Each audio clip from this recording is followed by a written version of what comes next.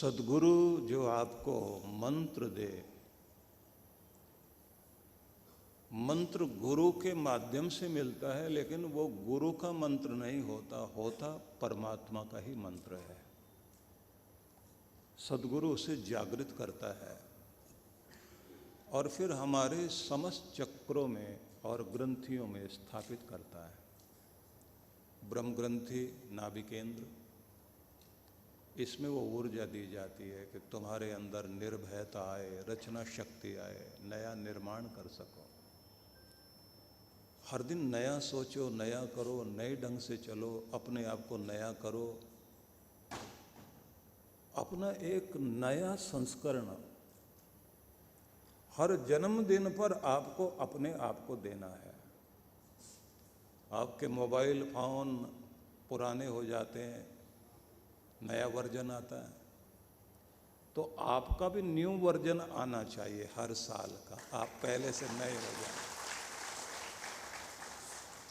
अब हम पहले से ज़्यादा बेहतर हो गए हैं, ज़्यादा मुस्कराते हैं, ज़्यादा शांत रहते हैं, ज़्यादा अपने प्रतिभावान हुए, नया सीखा है, नया कर रहे हैं, अपनी निराशाओं से बाहर निकले हैं।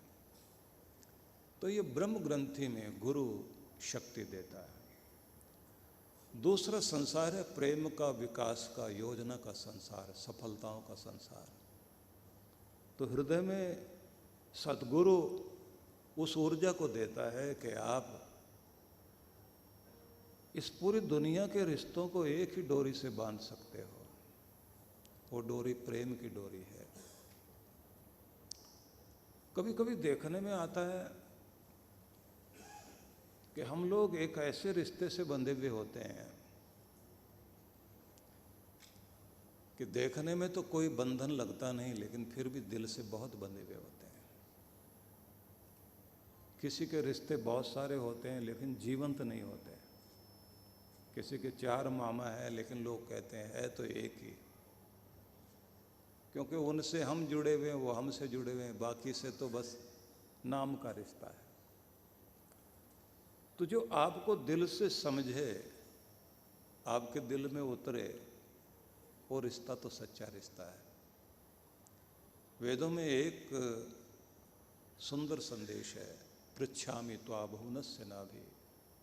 पूछता हूं तुमसे, इस दुनिया का केंद्र बिंदु क्या है? किस पर टिका है ये संसार? तो वहां उत्तर दिया गया, अयम यज्ञो भुवनस्य नाभि। ये जो प्रेम के कारण लोग एक दूसरे के प्रति त्याग करते हैं, एक दूसरे का ध्यान रखते हैं, ये प्रेम की ही वो धुरी है जिस पर ये दुनिया टिकी है। जैसे ही ये प्रेम टूटता है, रिश्ते टूट जाते हैं, जिंदगी बिखर जाती है। इसलिए प्रेम से ही संसार बंधा हुआ है, इसी से विश्वास जागता है, इसी से रिश्ते चलते हैं। इस धुरी को टूटने नहीं देना चाहिए। और ये टिकता कब है? जब एक दूसरे के प्रति सैक्रिफाइस करें। स्वार्थ में टूट जाएगा और त्याग में जुड़ जाएगा। एक दूसरे के लिए जब बहुत प्रेम होता है तो मैं तुम्हारे लिए और क्या कर सकता हूं। जब प्रेम कमजोर पड़ता है तब हिसाब लगाते हैं, मैंने तुम्हारे लिए ये किया, तुमने मेरे लिए क्या किया।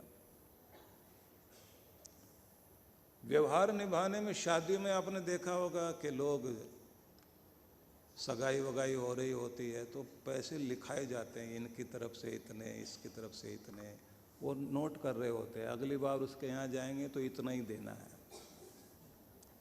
व्यवहार तो निभ रहा है लेकिन प्रेम नहीं है। भगवान को भी आप लोग कहते हैं ना, वो माता है, वो पिता है, वो बंधु है, वो सखा है, सब रिश्ते उससे हैं, लेकिन फिर भी कोई नहीं कहता भगवान तुम हमारे चाचा जी हो, तुम मौसा जी हो, फूफा जी कोई नहीं बोलता। सब रिश्ते भगवान जी से है ना। फिर भी ये रिश्ते माता पिता बंधु सखा ये क्यों कहा जाता है? विचार कर देखिए, एक पिता अपने बच्चे को पालेगा, कभी हिसाब नहीं लगाएगा मैंने इसको क्या क्या दिया, कितने का दिया, कैसे दिया, हिसाब नहीं लगाएगा।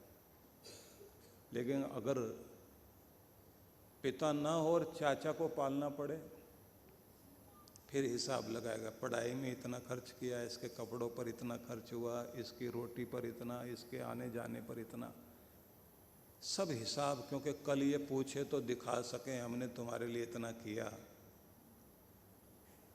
तो जो हिसाब मांगे और हिसाब दे, वहाँ प्रेम नहीं है। एक पिता ही ऐसा है जो बेहिसाब देता है।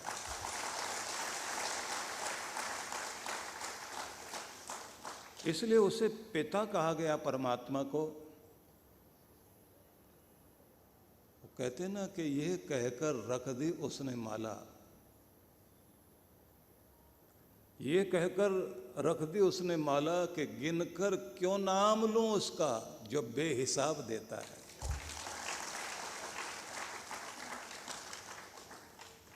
तो प्रेम में टिका है संसार, और भगवान को भी माता पिता बंधु सखा इसलिए कहा जाता है कि वो बेहिसाब देता है, जताता नहीं, दिखाता नहीं।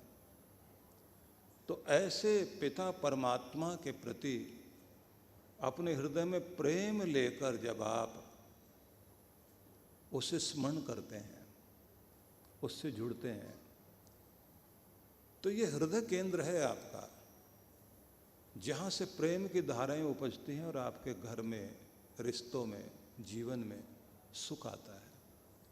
और कहते हैं कि संसार का व्यवहार निभाते समय पूरे प्रेम का रूप बन जाओ। और अगर भगवान की तरफ जाना है तो वहाँ तो दिमाग लगाना नहीं, वहाँ तो दिल ही लगाना है, क्योंकि दिमाग का रास्ता तो बहुत लंबा चौड़ा है, दिल का रास्ता बहुत नज़दीक है। बस समर्पित हो जाओ भगवान के और उसको पालो, क्योंकि खोजने से नहीं मिलेगा, बस उसमें खो जाओ तो जरूर मिल जाएगा। इसलिए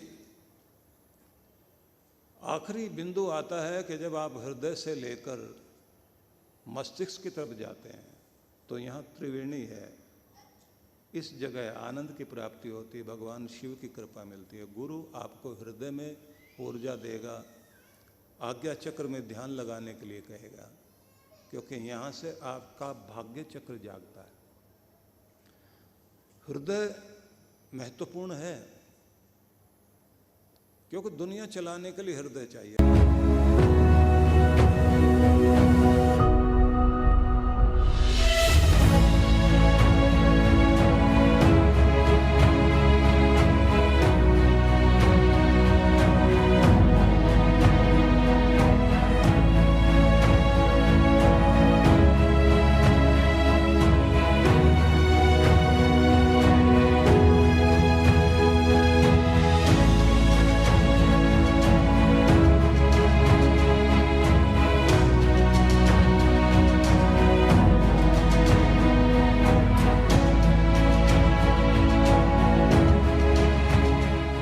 सभी भक्तों के लिए बहुत बहुत आशीर्वाद, बहुत बहुत शुभकामनाएं, और सभी को आमंत्रित कर रहा हूं मैं ऋषिकेश हिमालय गंगा तट पर बैठ कर के हम लोग प्रत्येक वर्ष की तरह इस बार फिर साधना में, ध्यान साधना में शामिल होंगे।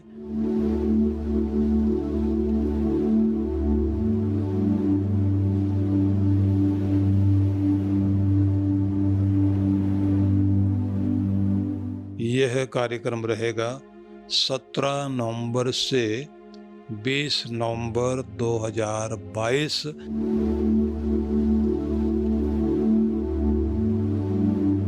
तो आप परमार्थ निकेतन में गंगा तट पर और हिमालय के उस आंगन में जहाँ श्रद्धा भाव से प्रत्येक वर्ष हम लोग साधना करते हैं, इस बार की साधना बहुत अद्भुत होने वाली है।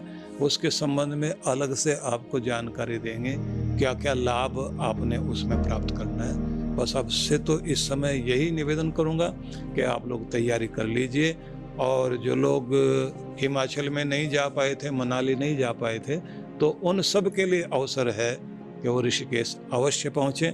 और इस बार इस बात का भी ध्यान में रखा गया है कि पहले जैसे जो है वो एक समय होता था कि जब बहुत भीड़ भाड़ हो जाती थी गंगा तट पर, इस बार ऐसी तिथियां रखी गई हैं कि जिससे आपको पूरा अवसर मिल सके और शांति में आप जो है वहाँ साधना भी कर सकें, गंगा स्नान भी हो सके और वहाँ की आरती में भी भाग ले सकें। तो आप सभी के लिए बहुत बहुत आशीर्वाद, मंगल कामनाएं और आमंत्रण भी।